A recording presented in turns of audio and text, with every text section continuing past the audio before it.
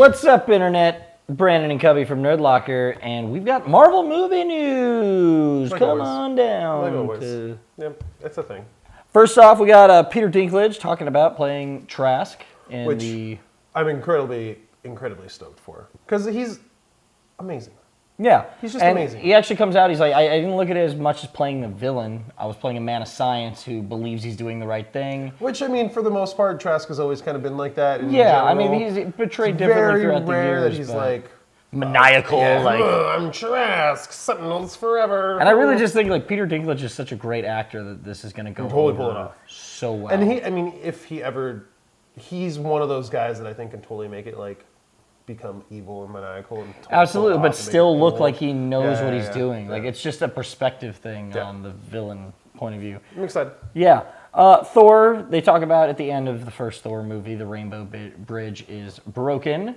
So this movie will be exploring the consequences of that, like huge consequences of that, and just the 9 realms. Like, there's pretty much just pirates and bad guys and going all dark over the elves place and messing things up, and that's pretty much, I guess, the basis of like the whole conflict of the. They talk about Malekith.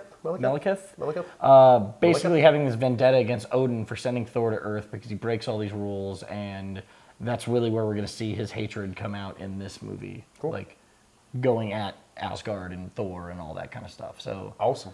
So cool to me. I love Thor. I don't know what... We got a lot of comments in the Marvel news last time. Like, Thor was overrated. I liked Thor a lot. Thor to me, like, watching like that little town that they go to, like... I mean, yeah, it was cool that they built, like, a little town, but it wasn't, like, as fleshed out as, like, a town should be. No, but but it's, like, it's one of the first Marvel movies. Like, they still didn't have, like, a crazy budget. I think Thor's badass. It was just cool. Like... I mean, it's one of the first ones. This next one's probably going to be dope. Oh, God, it's going to be insane. And, I mean, the last one was as dope as it could have been. Yeah. So, whatever. I'm not hating. Speaking of sequels, in the Captain America movie, Scarlett Johansson will be back as the Black Widow. And she goes on to talk that in this movie, it's different because they're not superheroes fighting. Is he still in the shot? He was okay. Way to be in the shot there, buddy.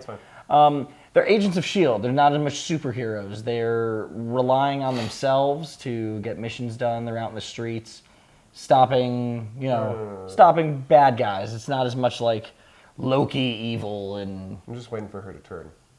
Yeah, I wonder if they're gonna It's gonna happen, dude. Think so? Like Ultimates turn? Okay. I didn't think it was gonna happen in Ultimates. That's still one of the bigger... Woohoo, man. That's one of the crap moments in comics. Ever. So... I can't wait till she turns. Yeah, I'm just going to say that right now. Either way, I like that she's back, and I like that they're still using her. I hope she uses either less spandex or more spandex. Less zipper. That's what I'm hoping for. I think less zipper. Less of all. Less zipper. Less. Also, we got to see the Comic-Con teaser for Age of Ultron with the Iron Man helmet turning, which was cool. Ultron face. Yeah, it was cool. I mean, I guess. And James Spader talks about playing Ultron, says he's very stoked to be part of this, just this universe. Stoked to be playing a bad guy. He says he will be wearing an outfit. A lot of people think he was just going to be voicing Ultron. He says he will actually be wearing an outfit of some kind. Yeah, a motion cap outfit, probably. Yeah, that's what I was thinking. But I think you're not Anthony Daniels skinny bro. Like you can't. Well, wear I'm saying, what if he gets into like all this like shape and all this. And then they're like, "Hey, just go into the studio and record your voice." Have you seen how much black he wears in the Blacklist? Well, it's called the Blacklist. He wears a giant trench coat. Well, I wonder why he wears a giant trench coat. Hey, James, we're gonna cover up your fat body. Oh my God, I don't think. Hey, man, I can't say anything about. I'm not talking down. I'm just saying. You're just calling it like it is. Calling it like it is, dude. That's what I do. All right, man. I respect that. More on the Loki movie talk. People just can't get off of a Loki movie. Stop and it's wasting time. You don't need a Loki movie. Tom Hiddleston? Yes. Hiddleston, because I pronounced that wrong last time. He came out, and he's basically, now I think he's just playing with everyone. And he's like, you know what I'd like to see for a Loki movie if we did it? Was the super sexy relationship between Loki and the Enchantress. That's how you do it. 50 Shades of Green, maybe? I would go see that movie. I would see that softcore porn, hardcore porn any day. That's exactly what I'd go see. Yeah, I get it. Like, Loki is great. He was a great villain. He plays a great Loki, he needs but good heroes. you can't do a whole movie off of Loki. Like, I just don't think that's possible. That's like doing a whole movie based off of S.H.I.E.L.D. Right? Oh, wait. That happened. Yes. Next, Agents of S.H.I.E.L.D. has the highest rated series premiere at 11.9 million live viewers. Agents of S.H.I.E.L.D. Marvel's Agents of S.H.I.E.L.D. If you watched it, getting some good reviews. You loved it. I liked it. I enjoyed it. Only because I feel like they could do some really cool things with it. And the way I thought they were going to do things, it was different. I thought it was going to be presented differently. I did not like that it felt like it was shot on the back lot. Like, I mean, I guess most things are shot on the back lot. Just like the feeling of yada the pilot. yada, all that stuff. But like it just felt like instead of feeling like, oh, this might be an actual place. Oh, they actually filmed a location. No, it was like, oh, this is Universal Studios. Do you feel like this is gonna like?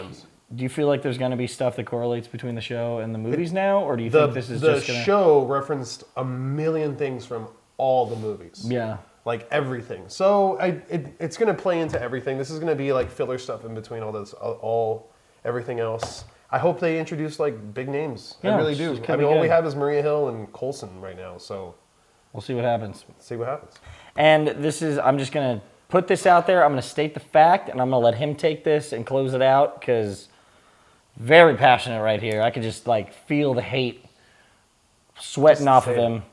There was supposed to be a Runaways movie written. For those of you that read comics, Runaways was the Brian K. Vaughan series. Very popular, very good. And they had the script written, and Shane Black actually came out and said it's one of the better scripts he's read. But because of the success of the Avengers, they were like, putting you up on the shelf because now we got all this Avenger crap to deal with. Captain America, Thor, Iron Man, possibly Hulk, Avengers sequel, Guardians of the Galaxy, all that kind of stuff.